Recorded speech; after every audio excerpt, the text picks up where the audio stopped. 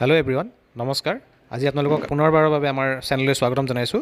আজি আপোনালোকক আমি জনাবলৈ গৈ আছোঁ, বাস্তুশাস্ত্ৰ মতে আপোনালোকে 2023 বৰ্ষটোত কেলেণ্ডাৰ ঘৰত কোনটো দিশত ৰাখিলে আপোনালোকৰ উন্নতি হ'ব বা কোনটো দিশত ৰাখিলে আপোনালোকৰ বিপদ আহিব পাৰে। চ' সেই বিষয়লৈ সেইটো এটা বহুত গুৰুত্বপূৰ্ণ কথাই হয়, যিহেতু আমি জানিবলগীয়া, আমি হয়তো নাজানো এইবিলাক কথা।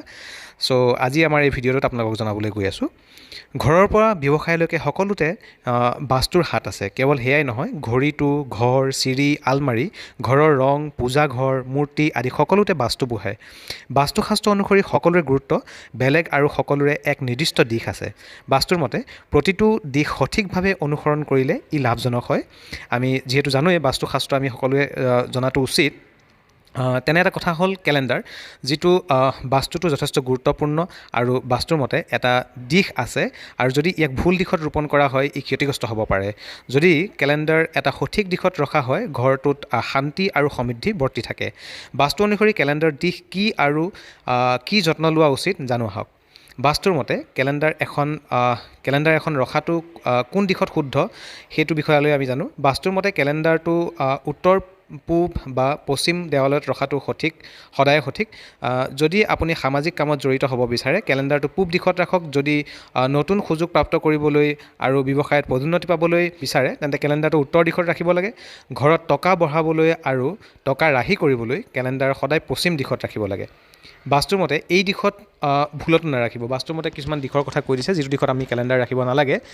কেলেণ্ডাৰ কেতিয়াও দক্ষিণ দিশত ৰাখিব নালাগে। যদি আপুনি দুৰ্ঘটনাক্ৰমে কেলেণ্ডাৰটো দক্ষিণ দেৱালত ৰাখিছে, ইয়াক লগে লগে আঁতৰক। যদি আপুনি নকৰে, আপোনাৰ বেয়া সময় আৰম্ভ হ'ব পাৰে। বাস্তুৰ মতে কেলেণ্ডাৰ আৰু ঘড়ী কেতিয়াও দক্ষিণ দিশত ৰাখিব নালাগে। বাস্তুশাস্ত্ৰত আৰু কোৱা হৈছে, বাস্তুৰ মতে কেলেণ্ডাৰৰ কেইটামান গুৰুত্বপূৰ্ণ কথা কোৱা হৈছে, যিকেইটা হৈছে কেলেণ্ডাৰ কেতিয়াও দুৱাৰৰ সন্মুখত বা পিছফালে টানি ৰাখিব নালাগে। এনে কৰিলে ঘৰটোলৈ নেতিবাচক শক্তি আহে, যাৰ ফলত ঘৰটোত উত্তেজনাৰ সৃষ্টি হ'ব পাৰে। কেলেণ্ডাৰৰ দিন বা তাৰিখ চাওঁতে আপোনাৰ মুখ সদায় উত্তৰ, পূব আৰু পশ্চিম দিশত কৰি ৰাখিব লাগে। মনত ৰাখিব যে বাস্তুৰ মতে দক্ষিণ দিশত মুখ কৰাটো অশুভ বুলি গণ্য কৰা হয়।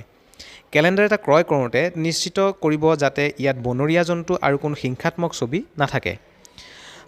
কেলেণ্ডাৰত কেতিয়াও কান্দি থকা মানুহ আৰু হতাশগ্ৰস্ত লোকৰ ছবি থাকিব নালাগে। এনে কেলেণ্ডাৰ ঘৰত স্থাপত্যৰ ক্ৰুটি সৃষ্টি কৰে, যিয়ে ঘৰৰ নেতিবাচকতা বিয়পায় আৰু যিকোনো সময়তে ঘৰখনৰ উত্তেজনাৰ পৰিৱেশ হৈ থাকিব পাৰে। কেলেণ্ডাৰ আমি সদায় কৈ অহা দিশতহে ৰাখিব লাগে। ই আপোনাৰ জীৱনত শান্তি, সুখ আৰু ইতিবাচক শক্তি প্ৰদান কৰে। কেলেণ্ডাৰখন আপোনালোকে ভুল দিশত ৰাখিলে বিত্তীয় লোকচান হ'ব পাৰে। ফটা কেলেণ্ডাৰ কেতিয়াও ঘৰত আঁৰি ৰাখিব নালাগে। ইয়াৰ ফলত ঘৰটোত স্থাপত্যৰ ক্ৰুটি হয়। চ' এইখিনিয়ে আছিল কেলেণ্ডাৰ বিষয়ে আমি জানিবলগীয়া কিছুমান কথা। কেলেণ্ডাৰ ঘৰত আমি কোন দিশত আঁৰিলে আমাৰ কাৰণে ভাল বা কোন দিশত আঁৰিলে আমাৰ কাৰণে বেয়া হ'ব পাৰে, সেইখিনি আজি আপোনালোকক আমি জনাই দিলোঁ। চ' 2023 বৰ্ষটোত আপোনালোকে কৰি চাওকচোন। এইবাৰৰ কাৰণে আপোনালোকে কৰি চাওক। এইবাৰ কেলেণ্ডাৰখন কোনটো দিশত ৰাখিব লাগে।